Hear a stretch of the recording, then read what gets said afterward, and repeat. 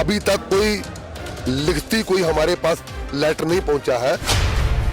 जो कहा जा रहा है हम उस पे एतबार नहीं करते।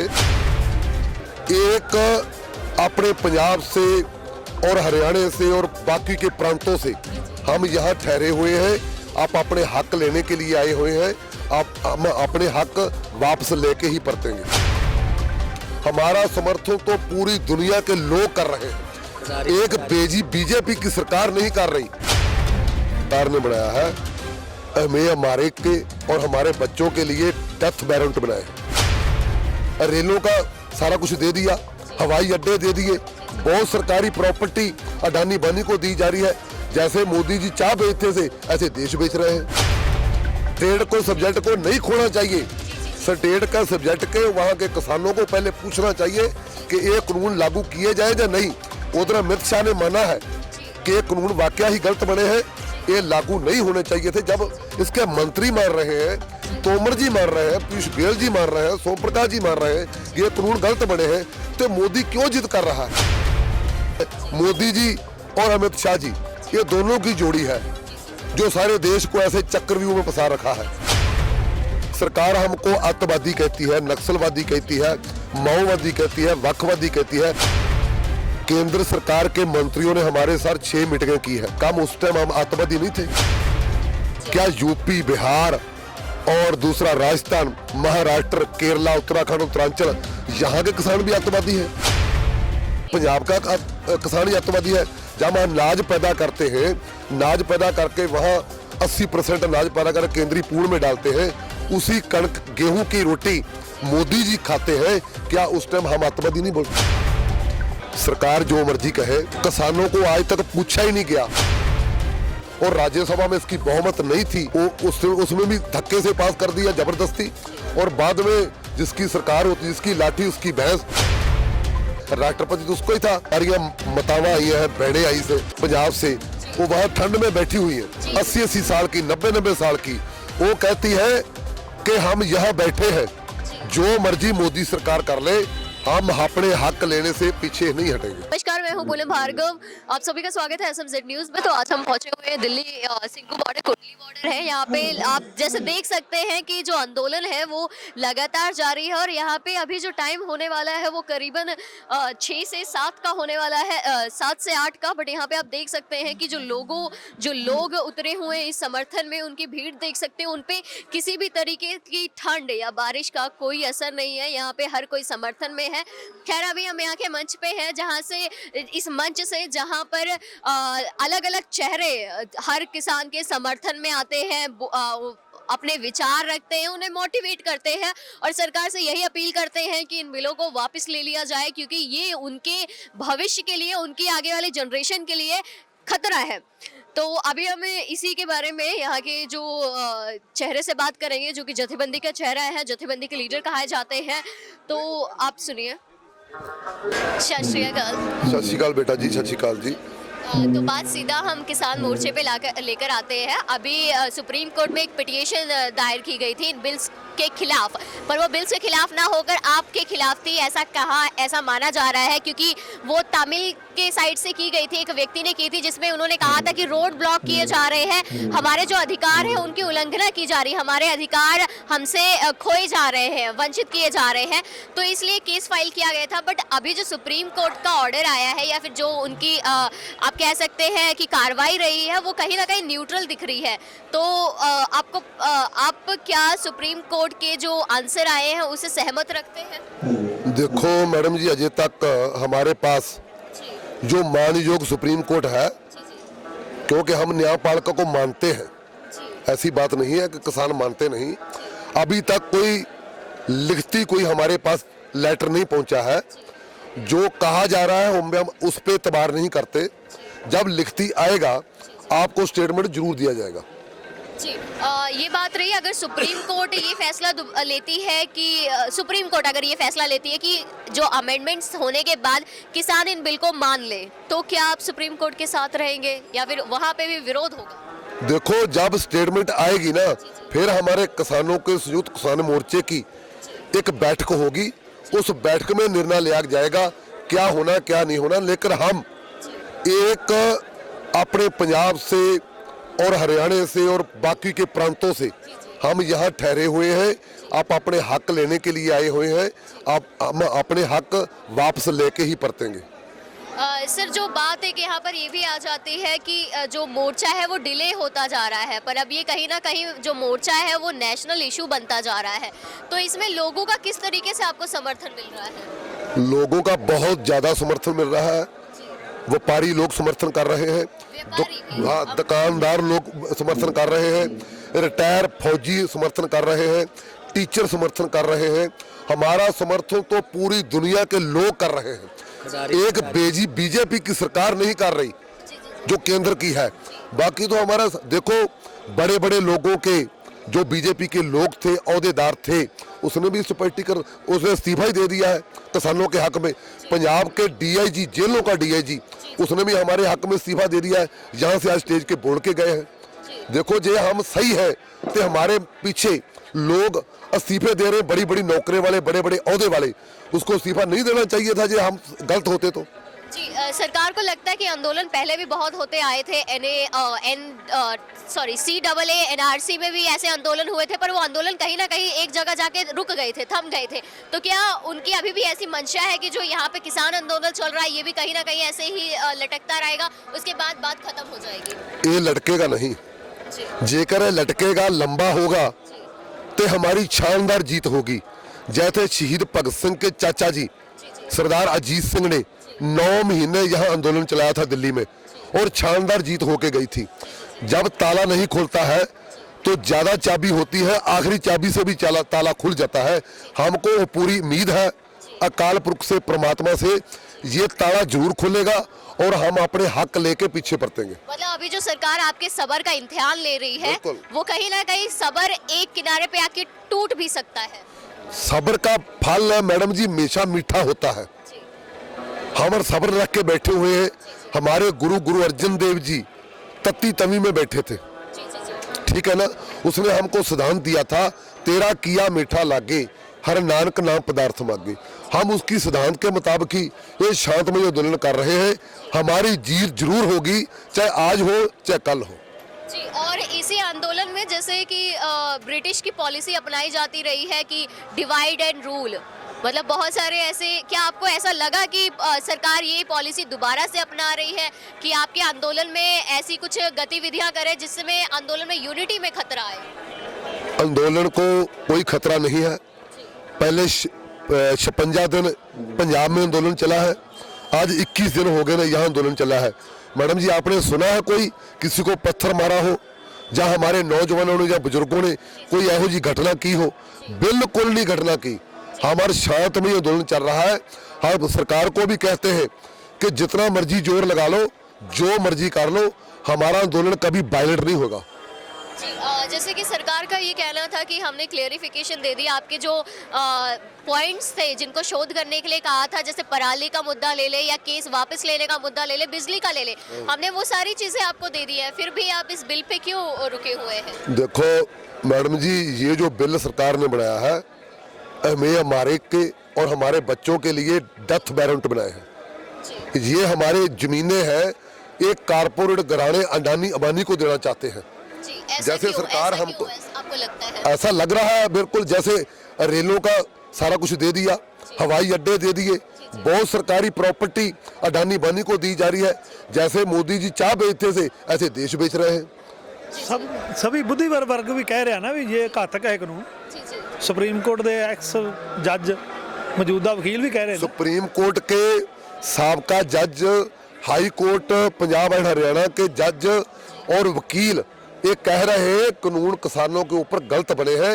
ये 254 एक्ट को रिजेक्ट करके ये कानून बनाएंगे। ये स्टेट का सब्जेक्ट है, स्टेट को सब्जेक्ट को नहीं खोना चाहिए। स्टेट का सब्जेक्ट के वहाँ के किसानों को पहले पूछना चाहिए कि ये कानून लागू किए जाए या नहीं। उधर अमित शाह ने माना है कि ये कानून वाकया ही गलत बने हैं, ये लागू नहीं होने चाहिए थे। जब इसके मंत्री मान रहे हैं, तोमर जी मान रहे हैं, पीयूष गोयल जी मान रहे हैं, सोम प्रकाश जी मान रहे हैं ये कानून गलत बने हैं, तो मोदी क्यों जिद कर रहा है? कहते हैं सारी गेम के पीछे अमित शाह जी का हाथ होता है। हाँ, जैसे होगा हाथ, हम मानते हैं मोदी जी और अमित शाह जी ये दोनों की जोड़ी है। जो सारे देश को ऐसे चक्रव्यूह में फंसा रखा है। हम किसान आंदोलन को पीक पे लेके चले गए हैं, हम इसको और बड़ा करेंगे, बड़ा इसका कार करेंगे। आने वाले दिनों में हम एक बैठक बुला के अपने किसानों संगठनों की और जितनी भारत की रेलें हैं उसका चक्का भी जाम करेंगे। जी ये आपने खैर बात कही अपने आगे आने वाले एजेंडा की, पर जब बात करते हैं पीक पे चले जाना किसी का, तो उसका नीचे की और ढलान की ओर गिराव होता है, गिरना होता है उसका, तो आपको क्या लगता है कि आपका ये पीक वाला जो शब्द रहा था ये किस तरीके से लोग समझे? देखो जी, जो हमने पीक बोला इसको बड़ा करेंगे, कभी गिर नहीं सकता, आंदोलन कभी नहीं गिरेगा। वो गिरते हैं लोग जो ऊपर चले जाते हैं, वो गिर जाते हैं। हम तो धरती में हैं, धरती में बैठ के अपने हक लेने आए हैं। सरकार हमको आतंकवादी कहती है, नक्सलवादी कहती है, माओवादी कहती है, वक्फवादी कहती है। केंद्र सरकार के मंत्रियों ने हमारे साथ 6 मीटिंगें की है कि हम 6 गेड़ में मीटिंग कर चुकी है। कम उस टाइम हम आतंकवादी नहीं थे क्या? यूपी, बिहार और दूसरा राजस्थान, महाराष्ट्र, केरला, उत्तराखंड, उत्तरांचल, यहाँ के किसान भी आतंकवादी हैं क्या? पंजाब का किसान ही आतंकवादी है? जब हम अनाज पैदा करते हैं, अनाज पैदा करके वहाँ 80% अनाज पैदा कर केंद्रीय पूल में डालते हैं, उसी कणक गेहूं की रोटी मोदी जी खाते हैं क्या? उस टाइम हम आतंकवादी नहीं बोलते? कहीं ना कहीं लोगों का इकट्ठा आना, जैसे पहले एजेंडे चलाए गए, खालिस्तान का नारा दिया गया था आईटी सेल से, ऐसा कहा जाता है, तो उस चीज को भी कवर कर लिया गया। मतलब लोग जितने आएंगे समर्थन में उतना ही आपका हक दिखेगा लोगों। देखो, जो खालिस्तान का मुद्दा है, जब वो मुद्दा आएगा उसी टाइम उस मुद्दे की बात की जाएगी।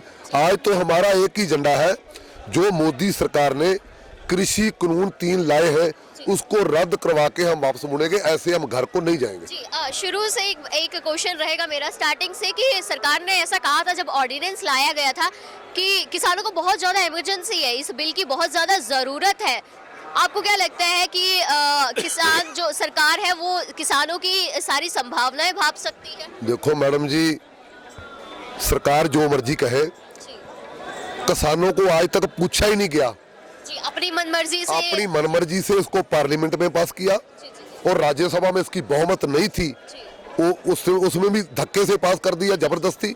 और बाद में जिसकी सरकार होती, जिसकी लाठी उसकी भैंस, राष्ट्रपति तो उसको ही था, साइन करवा के लागू कर दिया।